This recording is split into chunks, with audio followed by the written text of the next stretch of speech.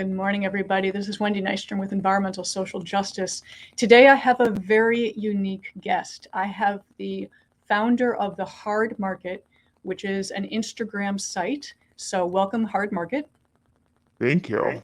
And you keep yourself incognito out of respect for your viewers because they share quite a bit of significant, important information. And out of respect for them, you keep your identity secret and you keep their identity secret. Is that true? Absolutely. Yeah, and they share some very important things with you. For the most part, it's funny memes about insurance and, work comp issues and dumb things people do. But then there are a couple of really good golden nuggets that you have in there. One I saw was there was a kid being interviewed for an insurance carrier, I believe. And part of his relocation package, he asked that a car be purchased for his girlfriend. And that was really That was and wild. and that I think was that one of the craziest things you've seen that someone said to you? Probably. That one was I think it was part of I put up on the stories, tell me the craziest thing that you've heard in an interview, whether somebody interviewing you or you're interviewing somebody. And people kind Yeah. of wrote in with the usual, being made to wait for 2 hours, or, the person didn't even ask a single question in the interview, just talked the whole time. Yep. Typical stuff like that. But I got a couple of wild ones, but the one you brought up is, I think, one of my favorites. And I can't remember who told me that, but it was something to do with they were interviewing people for a new office they were going to open, and they wanted to interview some executive or some client executive's kid. And so it's like you'd be hiring him in one city and immediately shipping him to another. And in order to convince his girlfriend to go, they needed to buy her a car. I think it was they had to buy her a car. And they ended up actually just lumping in the cash, like an extra couple grand or something, in the move package, and they had to do it. And it was one of those things where it came in a flood of other things, so I didn't really get to. Sometimes I'm so tempted to just shut it down and go, wait a second, I need to interview this person alone and find out the details. Yeah. But that's all they said. They said they had to hire him, and they gave him a lump of an extra 5 grand, and then this dude's girlfriend got a car. And that's not normal. Just so people understand, in the hiring process, when someone's job hunting, they're often lowballed. They're often, of course, the employer is going to try to get as much out of them for as little as possible. So this kind of an attitude is that unique to the insurance industry, or would you say that that's kind of just corporations in general? I think it's normal when, like, a kid comes into any industry with a connection. Like his dad told him that he had this job. Like the conversation between the person who was interviewing that person's boss and this kid's father or mother would have had a conversation before either of them walked in the room. He was already hired. The interview was a formality. So that's because it's not so much they gave him the money for the car. I mean, whatever, you can roll over if you want. It's that he asked for it. Yeah. Like, I can't imagine the balls it would take to ask for something like that. I can see it happening. I've kind of witnessed similar mentalities, and unfortunately, it's out there. It really is. We were talking about this offline.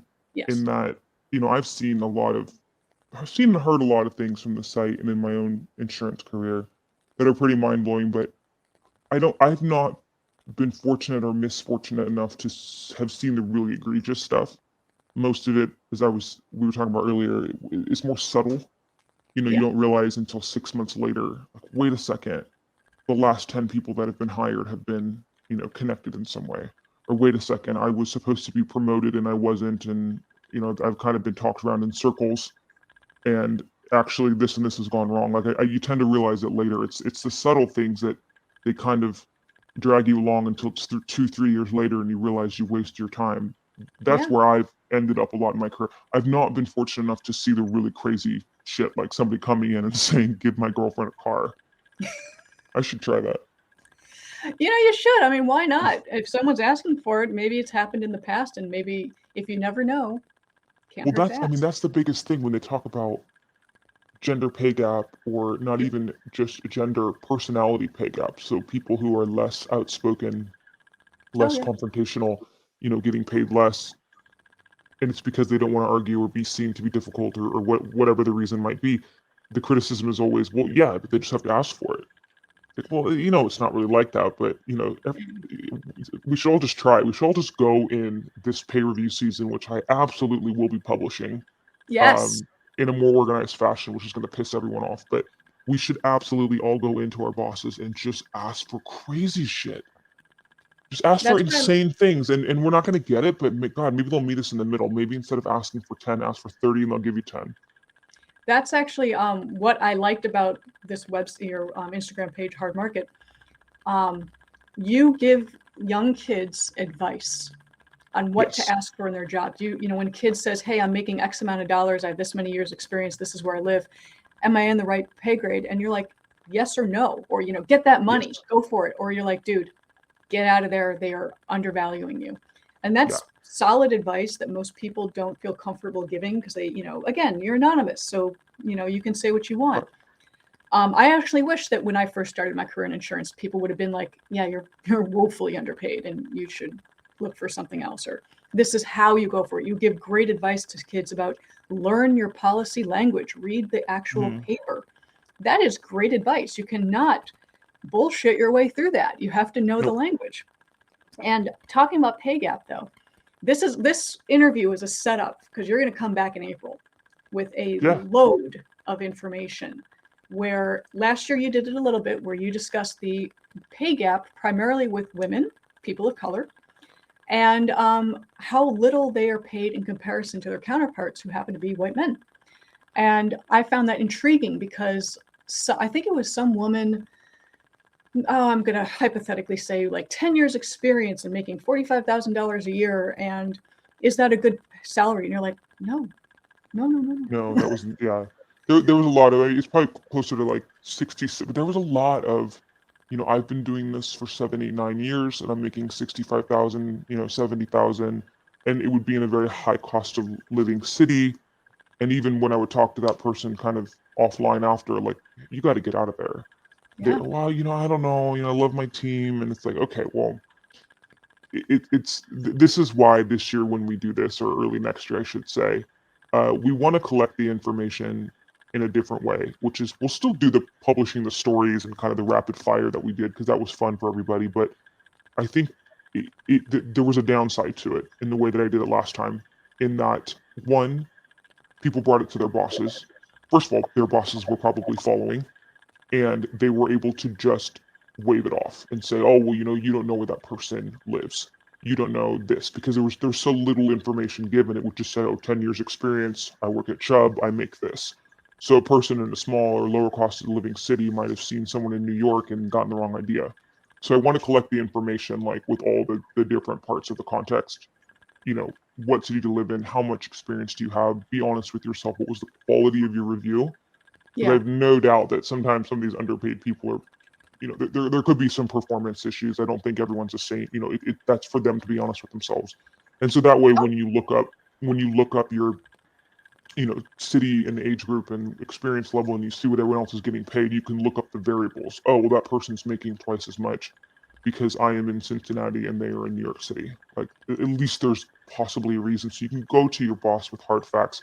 Secondly, I was very worried about the younger generation seeing that, because there was a couple people who came on like, "Oh, I get 3 years experience and I'm making 125," because they were in cyber wholesale in New York or something. So okay. there was kind of a fluke, and it was freaking other kids out, and they were talking about jumping ship.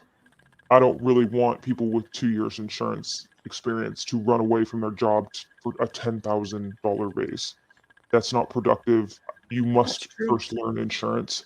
So again, I want to make sure the information is presented next year in a way that's beneficial and not destructive. And I don't think it was destructive, but I do think that it allowed management to wave off the information. Oh, you don't know what that means.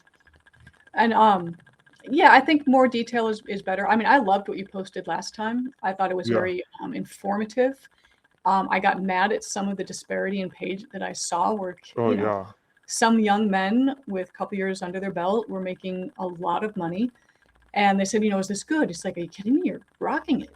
And then, the woman who was, 7 or 10 years experience, not making much. And again, everyone's different, different jobs, what they're writing, what they're doing, how their performance is. I totally get that. But it also gives them a little power for if the company says, you did Yes. a great job, we just don't have the budget this year. Yeah. Because that is the biggest cop-out possible. Oh, And it's that's the way you so lose people. yeah, it's so funny you bring that up, and that's another thing I want to go for is there should be a law against the things that are said to you in your pay review. And also there should be a law against the things that are said to you when you try to resign from your job. We are all insurance people. Many of us are brokers or deal with brokers, and we forget that we're dealing with very senior insurance people in those moments. They're Yeah. broking you. So it's very difficult because you go in there, you prepare all night long, you're thinking about the points you want to make. Think that there should be more of a process when you're sitting in that room telling someone, oh, we're only going to give you half of the raise you want, half the raise you deserve, and then they give you 5 minutes of absolute bullshit, telling you, we're tightening our belts, and you don't know really, we don't have it in the budget this year, like you said, but we really value you, and you got a bright future with us, and the person just kind of, oh, okay, hang around, and we'll revisit this conversation in September. Same goes for when I've seen people turn down really amazing opportunities because their boss, talks them out. Even if they can't match the salary, the boss talks them out of it. Oh, you don't want to go there, and and then proceeds to trash talk the company. Yeah. I've seen insurance managers talk their people out of an opportunity that's probably better for that kid, just to keep him on so that he doesn't have to go admit to his management that he lost somebody on his team. And so, we just the dishonesty that there is in the industry when it comes to pay and resignation is insane. And people should stand up for themselves and keep your head on straight. Don't get sidetracked. Don't get talked out of it. The one thing that I would always hate hearing about, and it happened to me as well, is basically when you go in and ask for a pay raise because you hauled ass, and they tell you that you're being greedy, and nobody gets this, and you're asking for too much. You're being entitled. I've gotten the entitled one because I'm a millennial, so I've gotten entitled before. I was like, what? That was a buzzword 10 years ago. Millennials are entitled. Yeah. Entitled to what? Like to being able to pay my rent? That and how dare you want to pay your rent? You should be in poverty.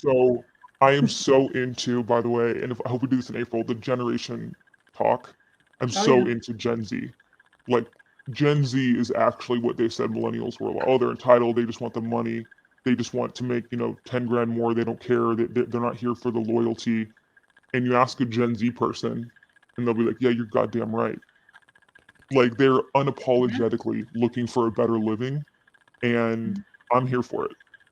I agree with you on that. I give those guys credit for saying out loud what many of us have thought internally is, it's like, where's the loyalty? It's like, well, if I die tomorrow, you'll replace me in a week. Yeah, If you don't like me anymore, like, you'll you fire don't me. care. Yeah, they really don't care. And I was talking to someone recently because I've had many situations where, the job you applied for and took was not the job that you walked into. They totally changed everything on you. Yeah. And I was talking to somebody saying, when you lie on your application, they'll fire you or they'll cut off all communication because you lied on your application. What's the recourse when the person that hired you changes everything you guys discussed? What your role would be got completely changed on you. Right. You have no backup for that. No, And I mean, it happens to everybody. Like, again, we're dealing with insurance people, so you get broked into doing something. You show up for work that day, it's nothing like what you've been told. I mean, people leaving, good, steady companies, like even Chubb, who I love to make fun of, but okay, it's a good, steady company, getting sucked into these insured techs who have not hired the right people to manage them, and then they lay off half their workforce. I think it was Broker laid off, they said 12% of their global workforce, but that's padding the numbers with, low-cost service people overseas. It's probably close to like 30% of the American workforce, and I don't know for sure, but I think several people wrote in and said that they knew people who had just gotten hired there a matter of weeks ago. So you had people out there recruiting, selling bullshit, but your company was so unstable that you were going to have a mass layoff 3 weeks later. Like, there was no repercussions for the bag of shit that they Yeah. sold. And these are people. Um, This isn't a number. This isn't just these are a people, and they gave bot. 3 weeks severance. Yeah. Oh, I mean, yeah, it's unbelievable. And they put a, or no, sorry, I think it was 4 weeks severance, and they put a gag order on it, wow. So they knew they did which is something wrong. yeah. I mean, it's just like you're not even allowed to talk about the existence of the gag order, which means of course they all run back to their desk, screenshot it, and send it to me on Instagram. And that's Like, what we love about the hard market, because people yeah, feel like comfortable stop sharing putting it. gag orders. If you're an employer listening to this, stop putting gag orders in your termination papers, because it really just gives them the moral high ground to screenshot it and send it to me, and it gives me the moral high ground to tell 35,000 followers that you guys did not do right by your people, and I will always do that, because that's not right. And that's what I love about what you do, actually. You are pulling back this veil that people have been afraid to talk about, for fear of losing their job, especially about talking salary. I was always raised, and when I first started working, you never discuss your salary because you'll get fired. That is against the law. There is a federal Yeah, law, I think from 1932 or 1934, that protects you. You can talk your salary all day long. There's yep. nothing they can do. You can talk about your And salary all day long, and well, you shouldn't. Oh, well, you don't. It's like, no, you have to talk about your salary. And it's also, aside from the professional pressure of the boomer generation telling us not to do that. yeah, And I say that because they're the oldest generation still working. Um, aside from that, there's also the social pressure. It's uncouth to discuss money openly. yeah. I think the only money that I've seen people comfortable discussing is if you walk into someone's apartment in New York and say, "Oh my God, what is your rent?" Like that's about the only old money question that you can ask somebody in this world. But pretty much we don't ask our friends and our family what they make. We assume what they make, Yeah, and we try to make people think that we make more money than we do by buying ourselves a Rolex or nice clothes. Maybe they'll think I'm richer than I am. Who gives a shit? If we just all told each other how we're doing, I bet you the people who are the wealthiest would surprise you. yeah, And then we'd all kind of know who's being treated fairly, but they want to keep it under wraps, uh, yeah.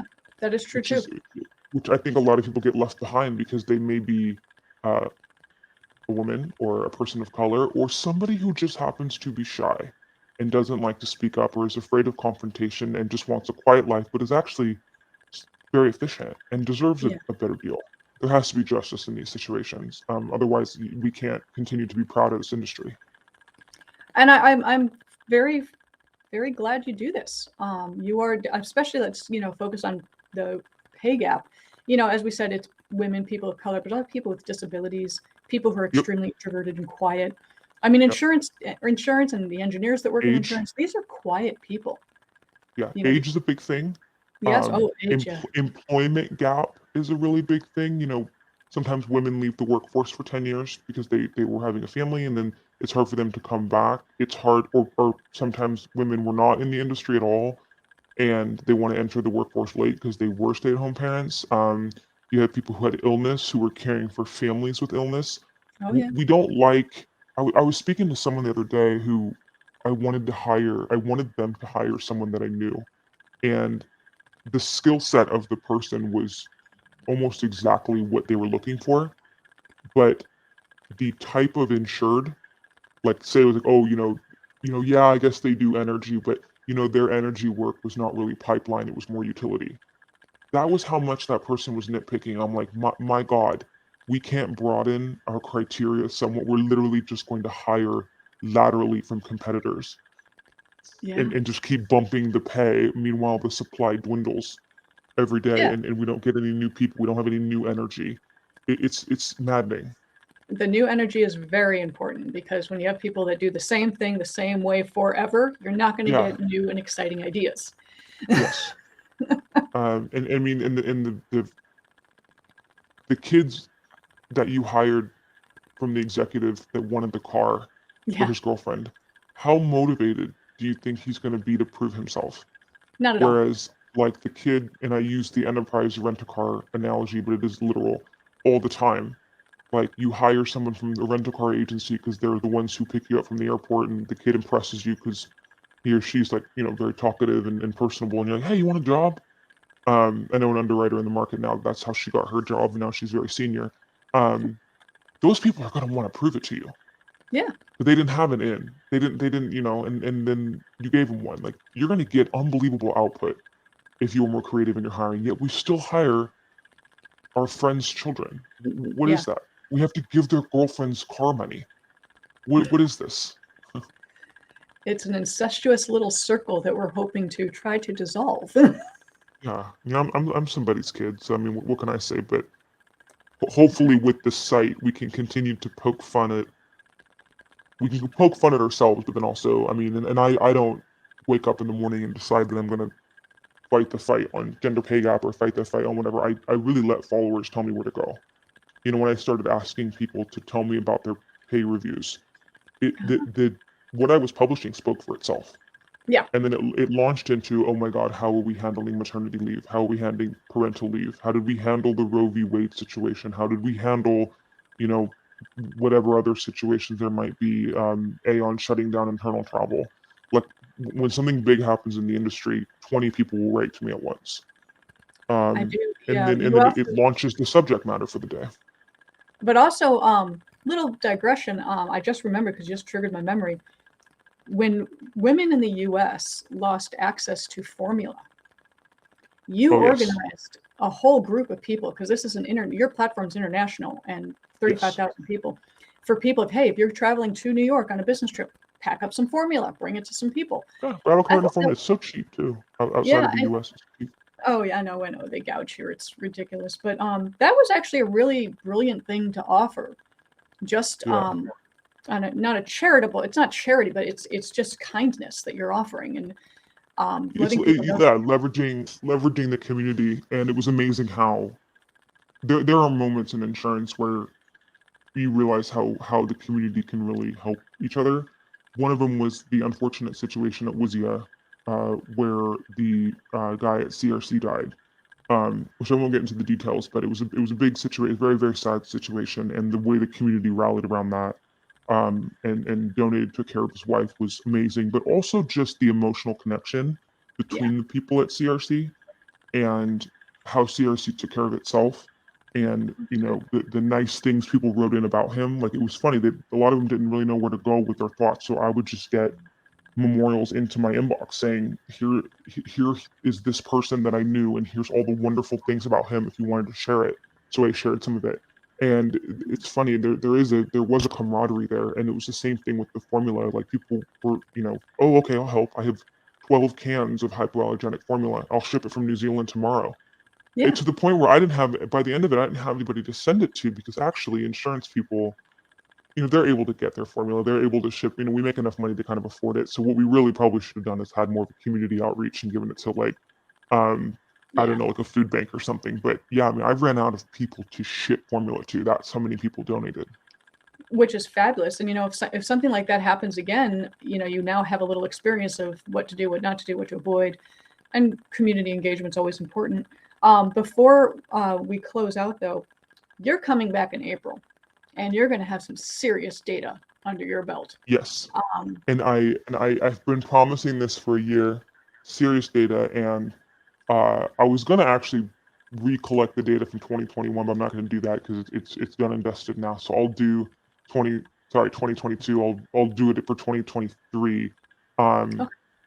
It's mainly about I need to find an actuary or a nerd or somebody to sort of help me, because I want to collect it properly using a survey, and I want people to feel comfortable entering a lot of data, but to know that they will be untraceable and anonymous to even me. What it will show me at the end is more of a graph and a chart, and all the data compiled, not you.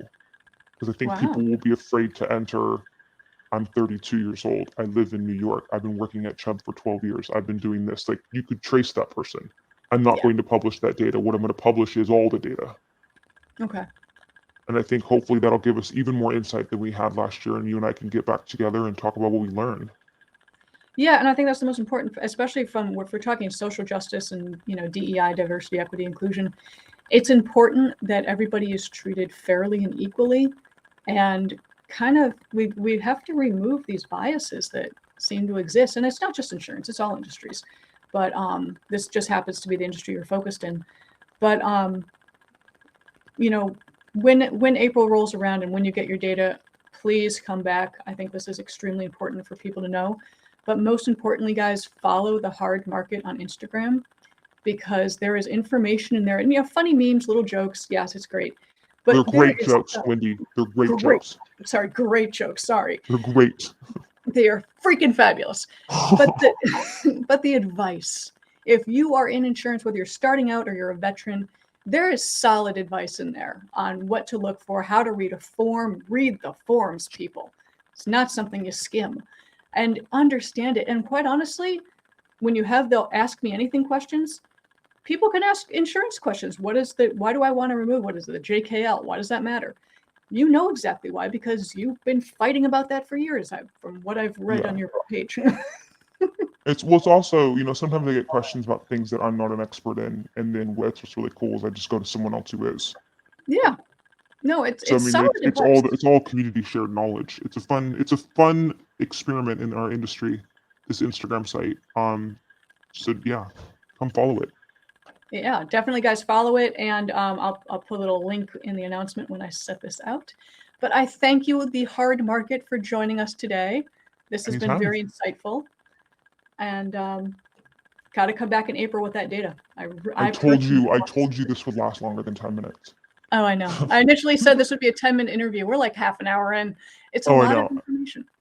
But, happens a lot. Well, we're talkers. What can we do? Yeah, exactly. I've never been one to shut the hell up. This is what I do. I talk to people. So thank you. I am Wendy Nystrom with Environmental Social Justice, and thank you to the hard market. Follow them on Instagram. We'll see you later. Bye.